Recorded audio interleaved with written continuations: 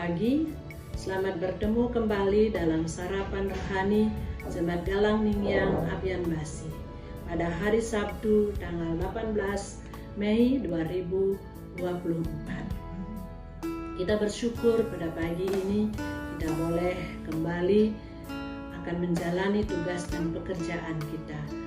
Namun sebelumnya marilah kita membaca dan merenungkan firman Tuhan sebagai dasar dan petunjuk di dalam kita menjalani tugas kita hari ini. Mari kita buka dalam doa. Bapa di surga, Bapa yang penuh kasih, kami mengucap syukur atas penyertaan dan pemeliharaan Tuhan sepanjang malam ini. Sehingga pagi hari ini Bapa, kami boleh menikmati hari Tuhan yang baru dalam keadaan sehat dan selamat. Saat ini Bapa, kami hendak merenungkan firman-Mu pada pagi ini sebagai landasan di dalam kami menjalani tugas pekerjaan kami hari ini. Urapi kami masing-masing dengan urapan Roh Kudus-Mu, sehingga apa yang kami baca dan renungkan sungguh kami boleh mengerti dengan baik, sehingga kami boleh melakukan dalam kehidupan kami sepanjang hari ini. Terima kasih Bapa, kami mohon firman-Mu hanya di dalam nama Tuhan kami Yesus Kristus. Amin.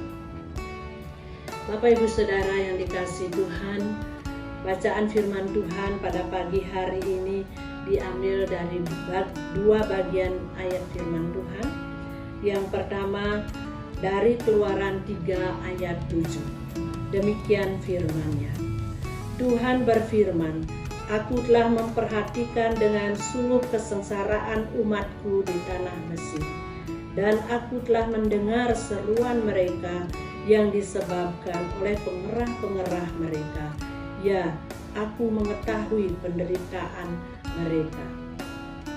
Ayat yang kedua dari Yakobus 2 ayat 15 sampai 16. Jika seorang saudara atau saudari tidak mempunyai pakaian dan kekurangan makanan sehari-hari, dan seorang dari antara kamu berkata, Selamat jalan, kenakanlah kain panas dan makanlah sampai kenyang, tetapi ia tidak memberikan kepadanya apa yang perlu bagi tubuhnya. Apakah gunanya itu? Demikianlah pembacaan firman Tuhan pada pagi ini. Firman Tuhan yang kita renungkan, saya beri tema Allah memperhatikan umatnya. Bapak Ibu Saudara yang dikasihi oleh Tuhan, apabila kita membaca Keluaran 3 secara keseluruhan, di situ kita akan mengetahui bahwa bangsa Israel sedang berada di Mesir. Dan Tuhan mengutus Musa ke tengah-tengah bangsa Israel untuk melepaskan mereka. Karena bangsa Israel telah menjadi budak di Mesir. Mereka telah mengalami penderitaan, kesengsaraan, serta tekanan yang amat sangat karena perbudakan yang mereka alami. Bahkan dikatakan mereka dijadikan budak bertahun-tahun, bahkan ratusan tahun. Diperkirakan kurang lebih 430 tahun lamanya mereka berada di Mesir. Bapak Ibu Saudara yang dikasihi oleh Tuhan, apakah Allah di sini tidak memperhatikan mereka? Apakah Allah tidak mendengar seruan doa-doa mereka ketika mereka mengalami penderitaan? Tidak demikian Bapak Ibu Saudara. Itulah sebabnya Allah mempersiapkan seorang pemimpin untuk melepaskan bangsa Israel atau membebaskan bangsa Israel dari perbudakan di Mesir. Yaitu Tuhan mempersiapkan seorang pemimpin yang bernama Musa.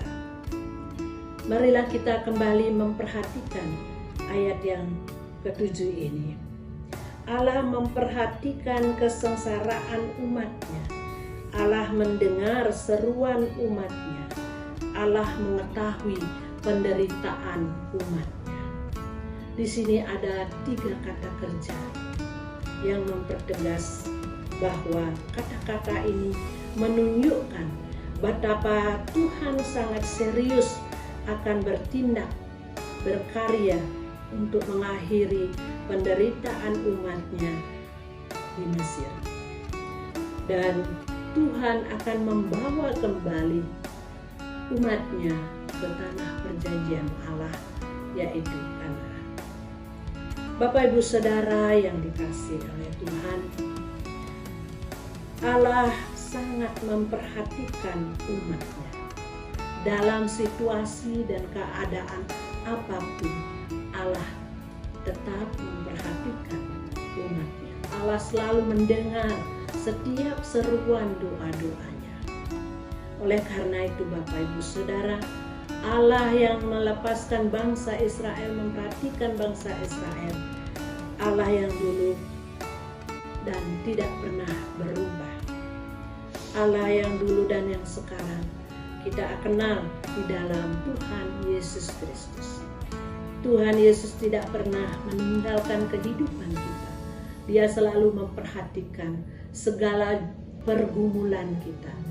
Dia tetap menolong kita.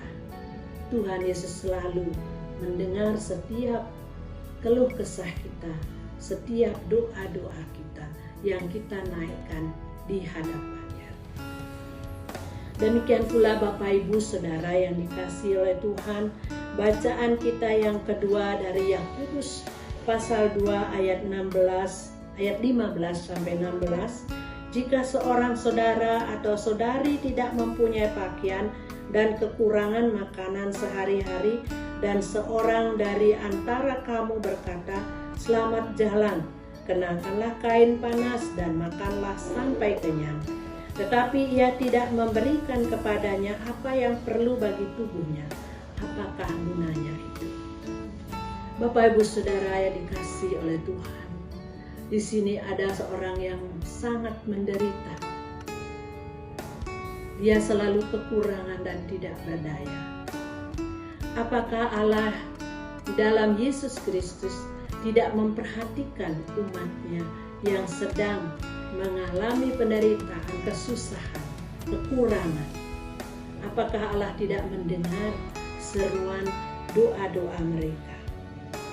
Bapak Ibu Saudara yang dikasihi Tuhan, Tuhan hendak mempertegas melalui surat Yakobus di sini tentang iman dan perbuatan. Yakobus membicarakan hubungan dengan apa yang kita imani dengan buah dari iman yang kita miliki. Yakobus tidak pernah mengatakan perbuatan baik dapat menyelamatkan seseorang. Tetapi Yakobus yang ditekankan di sini adalah iman yang menyelamatkan pasti melahirkan perbuatan yang baik dan yang penuh kasih. Apakah gunanya bila kita berkata selamat jalan kepada saudara kita, kenakan kain panas dan makanlah sampai kenyang, tetapi tidak ada perbuatannya? Hanya ucapan yang disampaikan, tidak disertai dengan perbuatan. Tidak menolong mereka atau memberikan apa yang dibutuhkan kepada mereka saat itu. Maka iman tanpa perbuatan pada hakikatnya adalah mati. Ucapan mereka adalah sia-sia, tidak ada gunanya karena tidak ada perbuatan yang mereka lakukan.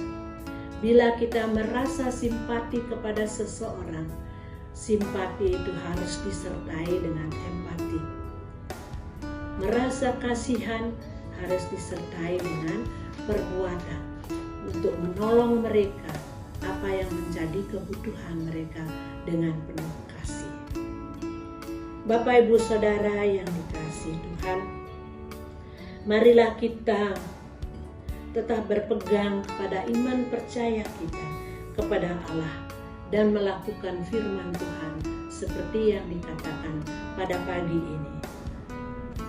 Karena Allah selalu memperhatikan kita.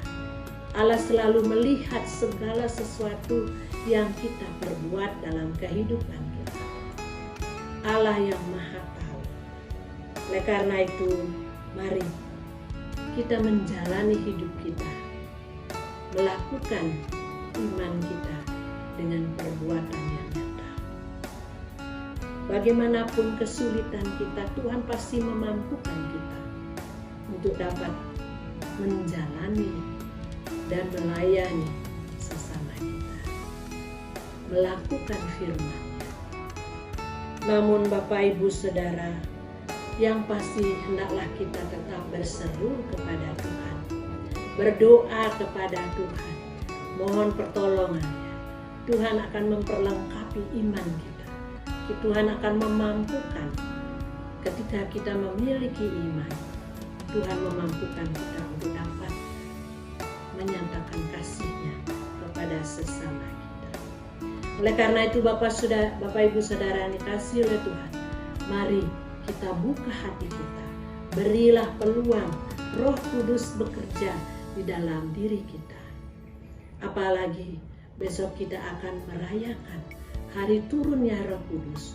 Mari kita buka hati kita terus, biarlah Roh Kudus bekerja di dalam hati kita, sehingga kita dapat melakukan apa yang Tuhan kehendaki di dalam kehidupan kita setiap hari. Karena bila kita memiliki iman, pastilah akan menyatakan di dalam perbuatan kita, dalam sikap tutur kata kita, pastilah menyatakan kebenaran firman Tuhan. Tuhan Yesus memberkati kita. Shalom. Mari kita tutup renungan kita dengan firman Tuhan, dengan berdoa. Mari kita berdoa. Bapa di surga, kami bersyukur atas firman-Mu pada pagi ini yang selalu mengingatkan bahwa Allah kami Allah yang Maha Tahu, Allah yang sungguh memperhatikan setiap kehidupan kami, Allah yang selalu mendengar setiap seruan doa kami. Oleh karena itu kami tetap mengundang biarlah Roh Kudus Tuhan tetap membuka hati kami, berkarya dalam hidup kami, sehingga kami boleh berpegang teguh kepada iman percaya kami bahwa Engkaulah Allah kami yang sungguh-sungguh menyertai dan memberkati kami, serta memampukan kami untuk melakukan bahkan sebagai pelaku firman-Mu dalam kehidupan kami setiap hari. Berkati kami di dalam menjalani tugas kami hari ini Bapa. Biarlah Engkau tuntun kami agar kami tetap berjalan di jalan Tuhan. Kami berdoa bagi seluruh pergumulan jemaat-Mu. Biarlah Tuhan yang membuka jalan bagi kami. Biarlah kami tetap teguh dalam iman kami, berpengharapan hanya kepada Tuhan Yesus yang dapat menolong kami, anak-anak kami, cucu menantu kami, orang tua kami, selalu ada dalam perlindungan Tuhan. Ampuni segenap dosa dan kesalahan kami Bapa yang sering mengganggu kami datang ke hadirat-Mu, sehingga kami boleh menerima kasih karunia Tuhan oleh karena pengampunan yang Tuhan berikan kepada kami. Terima kasih Bapa, di dalam nama Yesus kami berdoa dan mengucap syukur. Amin.